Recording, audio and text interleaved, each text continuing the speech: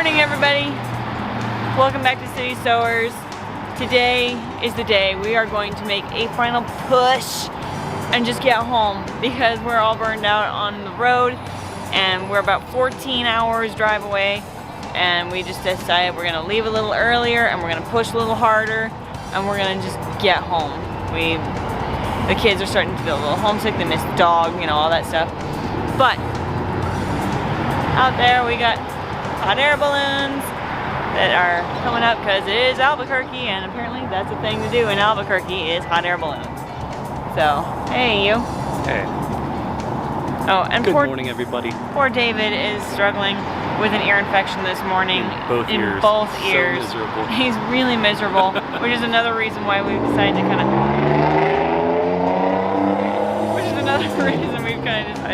to expedite our trip and get home so that we can get medicine. And because nothing sounds better than driving for 14 hours with 2 ear infections. Yeah. Well, fun though. No, find something pretty to look at.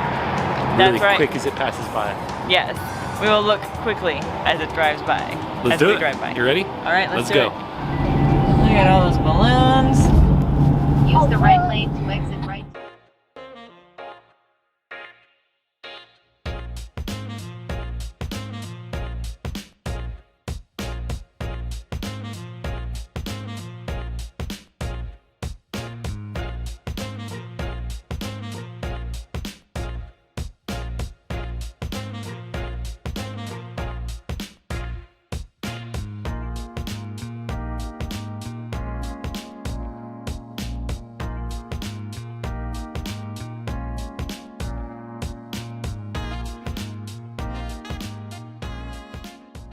Hey everybody, we are at TP Trading. It's right on the Arizona-New Mexican border. I think technically on just the New Mexican side. I think we're on the Arizona Maybe we're on the Arizona side. That sign says we are, but you know, I'm not entirely sure. But we pulled over because we wanted to see what we could find as far as like Native American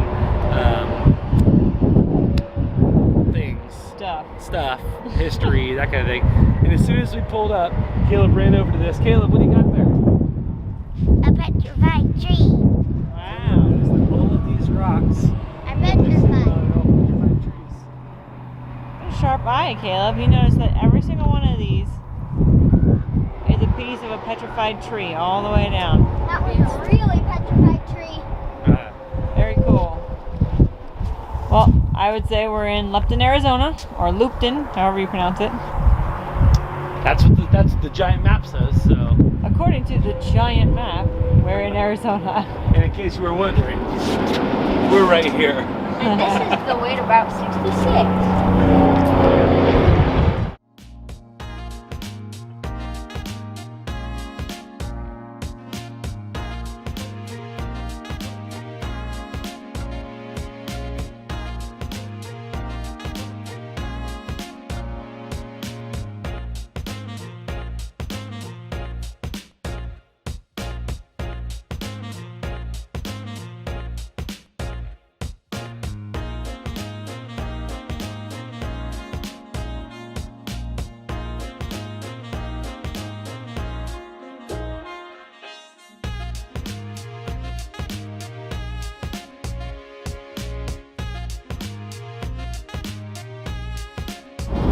We can see California. At long last, we are back in, well, real close to back in California. Almost. Cross over the Colorado River. Sign says it's the river. And there we are, California state line. California! Can you touch California? You can live in California. Yay! Can I touch it? Welcome to California. Do you live in California? So we have crossed several state lines and not once been agriculturally stopped and checked. Literally every other state. Every other state. But California. Show them what we're doing here. I actually think There we are. It's literally like a checkpoint. Show us our papers. You have to stop and tell them, no, I don't have any plants. I don't have any whatever plants, Bring in fruits. any kind of fruits or vegetables. Yeah. This is definitely not what you think of when you think of California. No. I'm not sure what state I think of. More like New Mexico or Arizona. Having now seen them. I think Arizona. You think Arizona? Yeah. Well, we have beautiful deserts in California.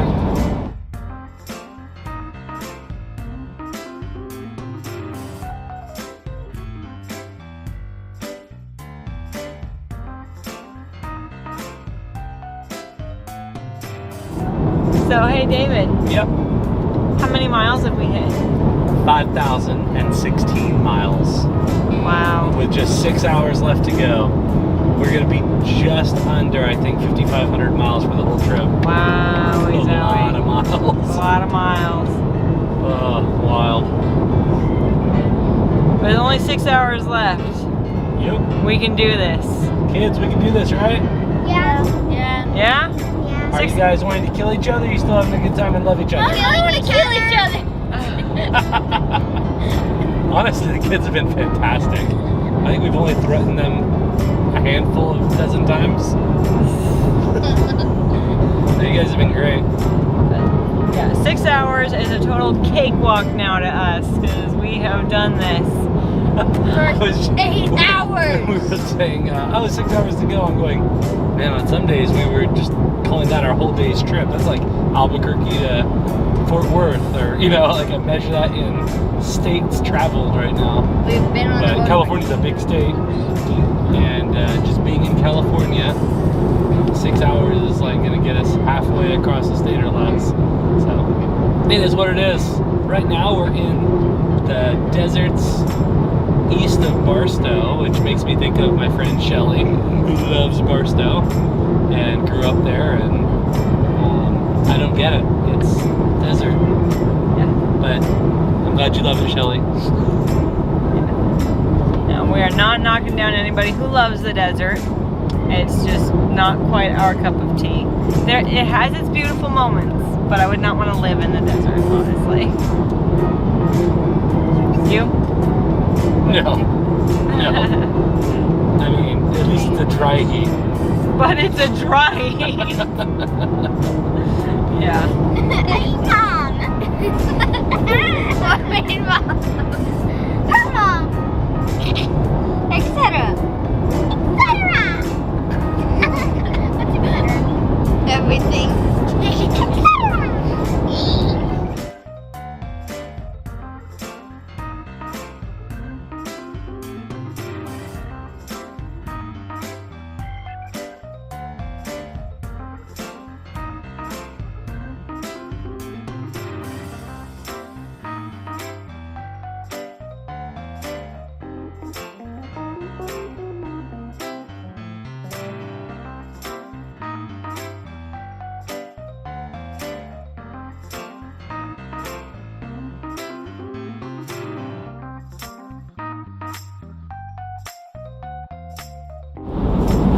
This is why California is called the Golden State. It is not for the gold rush, it is for the golden hills. There's gold in them there hills.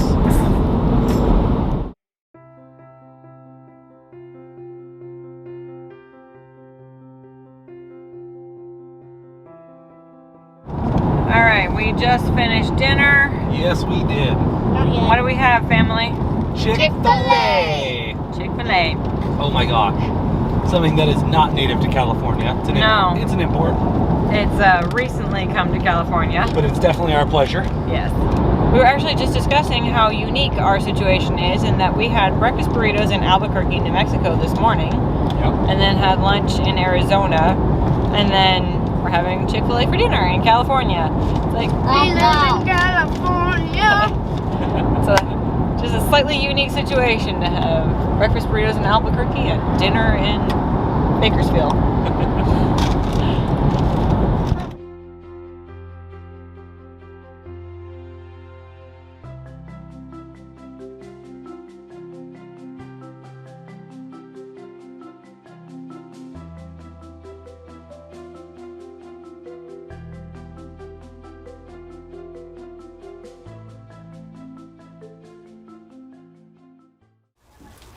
Hi, goats. Oh, goodness. Are you girls happy that we're home? Just a little bit? And this little dog here is pretty happy too. Oh, La Shasta, are you so happy? Oh, sweet La. We made it. We're home. Oh my gosh.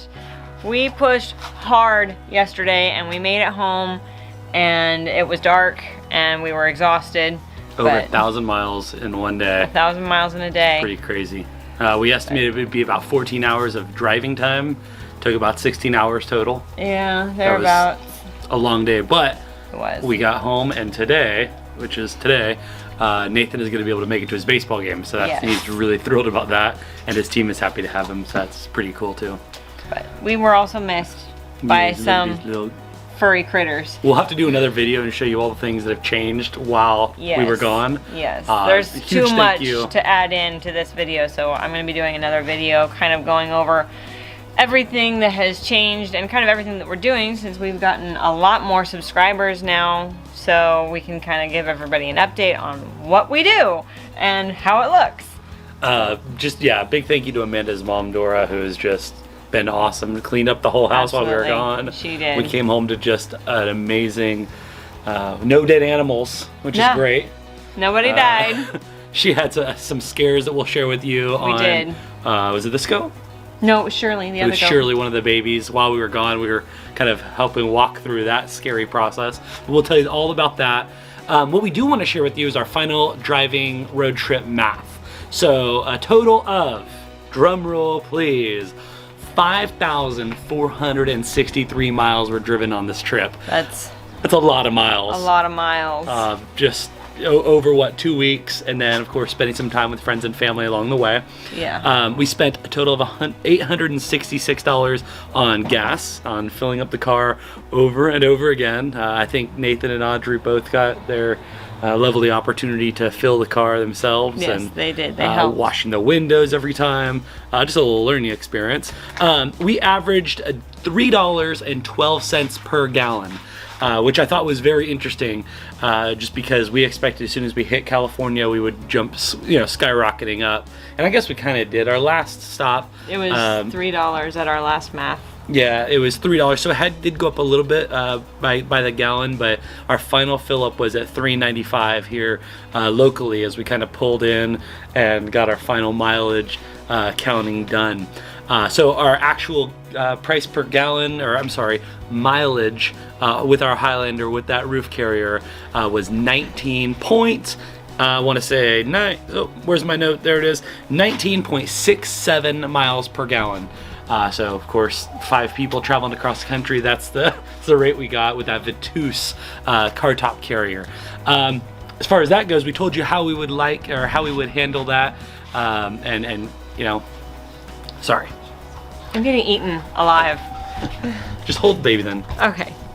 So I promised that I would share with you what our thoughts were on that Vitus car top carrier. It's a crushable 20 square foot car top carrier, and for the most part we had a great experience with it. It wasn't anything really negative, aside from I think the very first time it rained on us, we had one bag get a little wet, and I honestly am not sure how that happened, because it wasn't like it was super wet inside the bag. Maybe Yeah, I one don't seam had some a little leak, but then we hit some crazy rain all through Missouri, as you probably saw as you followed us, and that was, I don't even think anything has got wet since. Yeah, no, we only like the had the very one first time. rain. So overall, good experience. I think my only critique with it is you have to kind of take it off the top of the car. It's hard to secure it if you're going to go into a hotel overnight. So just keep that in mind. So that's not what it's for. It's not for security. It's for traveling. So. This is true. So with that said, you might have, if you need to have frequent stops or something like that, know your location where you're staying, if it's okay to strap it down overnight, leave stuff in it, or you might want to invest in a solid car top carrier that can be locked. But no worries, we had a great experience with it. 20 square feet was exactly the right amount. I don't think we really needed more than we had. Yeah, I think that we were great. Yeah, We so packed it just right, and it wasn't too much and it wasn't too little. So it was just right. Oh my goodness. Anne, you're so happy to have a person holding you. these little goatsies are quite happy to have some love again. Oh yes. I can only imagine Amanda's mom was just overwhelmed with everything she had to do for us. And obviously she was taking good care of them, but of course our babies are always so well held. And I do want to say a shout out to all of you who are local. We've been kind of keeping under wraps what part of California we're in, more like that we're central. And I think at one point in this trip I let fly that we're here in Modesto, and we've had a lot of people reach out to us just in messages and say, I'm from Modesto, or I was from Modesto, lived here. I didn't know you could have goats. And we've been enjoying those kind of communications. And so if some of what we've had, this experience we've had on this road trip, going to Roots and Refuge, some of the other stops we've made, or just the life that we are living here in Modesto with all this like urban farming and urban homesteading has touched you in some way, let us know. It really means a lot to see those of you reach out and say, you know, it's an encouragement, we want to do it, how do you do it?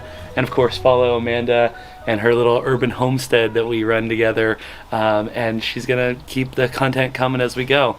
So in our next video, I will be taking everybody around with the camera, and we're gonna check out all the things that have changed, all the things that are the same, if there is anything that's the same, and just kind of introduce all of our new followers to what we do here in Modesto, California.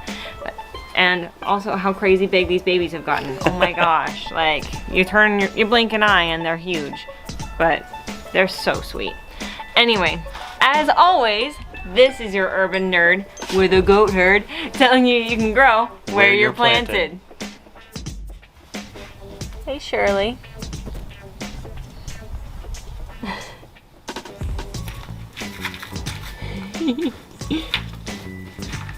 Taking a nap.